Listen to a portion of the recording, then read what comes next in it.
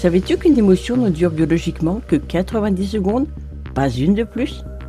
Et pourtant, on peut la ressentir bien plus longtemps. Si tu souffres encore après 10 minutes, c'est que tu entretiens l'incendie. Je t'explique comment reprendre les commandes. Quand l'émotion explose, ton corps n'est plus à toi. Et c'est normal. Ton cœur s'emballe, tes paumes deviennent moites, ta vision se rétrécit. C'est automatique, c'est préprogrammé. C'est ton héritage de survie qui hurle « Danger !» Mais écoute bien ce qui suit. C'est là que tout se joue. Une émotion est une réaction chimique, pas une condamnation à perpétuité. Scientifiquement, entre le moment où l'événement se produit et le moment où le cocktail hormonal est évacué de ton sang, il se passe 90 secondes. 1 minute et demie. Juste ça. C'est le temps qu'il faut à l'adrénaline pour traverser ton système et à ton cerveau pour traiter l'alerte. Si après 10 minutes, 1 heure ou 3 jours, tu as encore la gorge nouée, si tu ressens encore cette boule au ventre qui ne te lâche pas, alors il se passe autre chose. Ce n'est pas seulement de la biologie, c'est de la construction mentale. C'est que tu entretiens l'incendie. On fait tous la même erreur. On cherche à comprendre l'incendie pendant qu'il brûle. Et c'est humain. On se raconte une histoire, on rejoue la scène en boucle. Il n'aurait pas dû me dire ça. Qu'est-ce qu'elle a voulu dire par là? Et si je perds mon job? Chaque pensée, et si, chaque, pourquoi moi? Sans t'en rendre compte, c'est une goutte d'essence que tu jettes sur les braises. Tu relances le chrono. Tu demandes à ton cerveau de produire une nouvelle injection chimique. Tu entretiens ta propre anxiété sans t'en rendre compte. La prochaine fois que tu sens la vague monter, ne cherche pas à l'arrêter. Tu n'as pas besoin de lutter. Tu ne peux pas arrêter l'océan. Deviens un observateur, un scientifique qui étudie un spécimen, toi-même.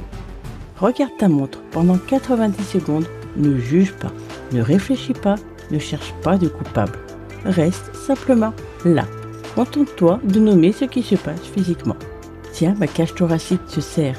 Tiens, mon visage devient chaud. Tiens, mon souffle est court. C'est tout. Respire, laisse passer, compte jusqu'à 90. Laisse la chimie s'éteindre d'elle-même. Que ce soit la peur du futur ou la colère contre le présent, le mécanisme est le même. Ton corps s'enflamme et l'on souffre. Pourquoi? Parce que l'on se trompe de combat. On croit que la source de notre douleur, ce sont les événements. Un licenciement, une rupture, un imprévu qui fait dérailler notre journée. Mais la vérité est plus brutale. On ne souffre pas de ce qui arrive. On souffre de l'écart entre ce qui est et ce que l'on aurait voulu que ce soit. Tu avais un plan, une vision de ta journée, une vision de ta vie, et la réalité arrive avec son marteau et brise ton plan. Et c'est là que tout se tend. À ce moment précis, tu as 2 choix. Tu peux accepter les débris ou tu peux essayer de recoller les morceaux avec tes larmes et ta colère. C'est la lutte contre l'inévitable qui t'épuise. Chaque fois que tu te dis « ça ne devrait pas se passer comme ça », tu crées une résistance. C'est cette friction qui brûle, c'est elle qui transforme une difficulté en une souffrance lourde. Regarde ton cerveau à l'œuvre. Il ne s'arrête jamais. Dès que l'anxiété monte, il devient un réalisateur de films. Il cherche un coupable, il cherche une injustice. Il commence à écrire le scénario du pire. Et si ça ne s'arrête jamais, pourquoi c'est toujours sur moi que ça tombe? Il amplifie tout, il rajoute de la tension, il assombrit l'image. Mais enlève le film, enlève la musique, enlève les commentaires. Qu'est-ce qu'il reste? Il reste un fait, et juste un fait. Un mail désagréable, une voiture qui ne démarre pas, une personne qui part. C'est tout. La souffrance, c'est l'histoire que tu te racontes par-dessus. Le recadrage, ce n'est pas de la pensée positive, c'est de la lucidité. Je ne vais pas te dire de sourire quand tout s'écroule, ce serait te mentir. Le recadrage, c'est voir autrement. C'est regarder la situation sans y ajouter tout le scénario que ton cerveau fabrique. Comme un pilote d'avion face au vent. Il ne lutte pas contre, il s'appuie dessus, il l'utilise. Et si ce que tu vis n'était pas seulement contre toi, mais aussi une manière de t'apprendre quelque chose? On est des êtres étranges. On prépare des trousses de secours pour les égratignures. On a des extincteurs pour les départs de feu. Mais pour les tempêtes à l'intérieur, rien. On attend que ça passe, on subit. Mais quand ton système panique, ton intelligence s'éteint, littéralement. Le sang quitte ton cerveau rationnel pour aller dans tes bras, dans tes jambes.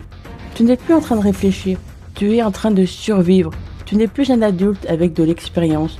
Tu deviens quelqu'un qui cherche juste à se protéger. Tu as besoin d'un protocole, pas de quelque chose à comprendre, quelque chose à exécuter. Le premier signal doit être physique. Ton cerveau est bloqué? Passe par le corps, lève-toi, bouge, change de pièce. Va te passer de l'eau froide sur le visage. Pas juste un peu, ressens vraiment le froid. Laisse-le te surprendre. Ce choc envoie un signal clair à ton système nerveux. On revient ici, maintenant. Tu sors de ta tête, tu reviens dans ton corps. Une fois que ton corps redescend, tu peux reprendre un peu de recul. Arrête de dire « je stresse ». Quand tu dis « je », tu fusionnes avec l'émotion. Utilise ton prénom. Parle-toi comme tu parlerais quelqu'un que tu aimes. Dis-toi « Léa ressent de l'anxiété ». Léa a une boule dans le ventre. Léa traverse quelque chose. Ce simple changement crée un espace. Tu n'es plus l'émotion, tu es celle qui l'observe. Maintenant, on stabilise. Inspire lentement, bloque. Expire, bloque. Recommence. Pas besoin d'aller vite. Fais-le maintenant. Ressens ton corps ralentir. Tes épaules redescendre. Ton rythme change. Tu ne demandes pas à ton corps de se calmer. Tu lui montres comment faire. Et à force de répéter ce protocole, quelque chose change. Petit à petit, tu deviens plus solide à l'intérieur. Regarde autour de toi. La plupart des gens passent leur vie à chercher le confort. Ils évitent ce qui les dérange, ils fuient ce qui secoue, ils pensent se protéger. Mais en réalité, ils deviennent de plus en plus sensibles à tout. Le confort peut devenir une prison douce, mais une prison quand même. Chaque fois que tu évites un stress, tu envoies un message à ton cerveau. Je ne suis pas capable de gérer ça. Et ton monde rétrécit, petit à petit, jusqu'à ce que la moindre difficulté te semble énorme. Regarde un muscle. Si tu ne le sollicites pas, il ne change pas. Si tu le mets sous tension, il s'adapte. Ton esprit fonctionne de la même manière. Il a besoin de résistance pour se renforcer. L'anxiété que tu ressens, ce n'est pas toujours un problème à fuir, c'est parfois un signal et un entraînement.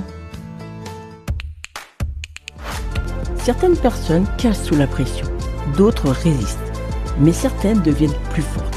Elles évoluent grâce aux difficultés.